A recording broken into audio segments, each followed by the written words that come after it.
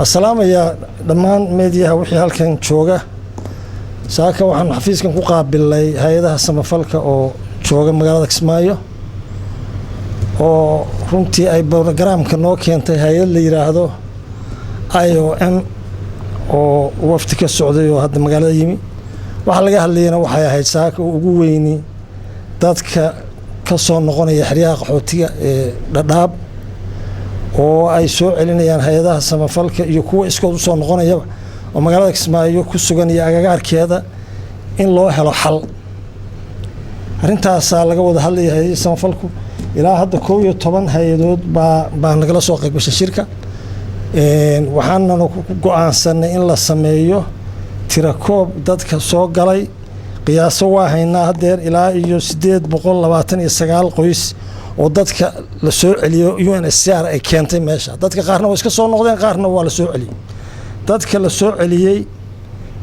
829 qoys baan haynaa iyo 4095 qof markii qof loo eego dadkaas marka waxa way magaalada ku daadsan yihiin problemka jira waxa waaye dadku markii yimaadaan ma jirto meel ka soo horeysa guri u dhisan oo u tagayo cid ka soo horeyso soo dhaweynaysa habeen baa meel lagu bariyaa xogaa lacag iyo xogaa alaab raashin la siiyaa magaalada u galaa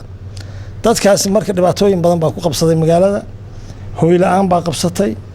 waxa qabsatay maxaan ku yiraahdaa inay xataa qaar baadiyihii iyo tuulooyinkii aadaan intay ku noolaan waayeen magaalada waxa qabsatay inay qaar xiriyaha IDB-da oo dadkii awal barakacayaasha gudaha ahaa inay iyana ka mid noqdaan arintaa marka qolada hay'adda waxay sheegtay inay u socdaan arintaa in wax laga qabto annaguna wixii tala ah waa siinay taladana waxaan ku celinaynaa oo hay'adahan iyo maxaan ku yiraahdaa qoliyahan UNHCR ama cid kasta ha ahaatee dadka horta intaan la soo celin oo la keenin magaalada Kismaayo lagu dhaxdaadin in loo helo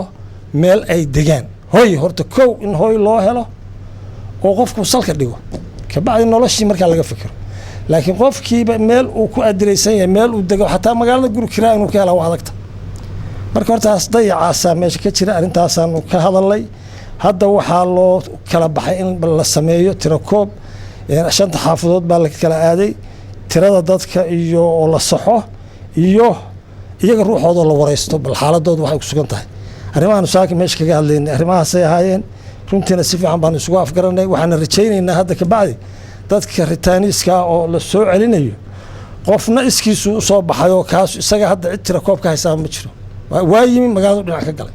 laakiin wixii si sharciya loo soo keenay oo maaragtay UNHCR iyo Jubbaland iyo maamulku uu ka qayb qaatay soo xireyntooda waxa la rabaa inaan xal u helo hadii alla idmo kuwa soo noqonaya ruuxoodu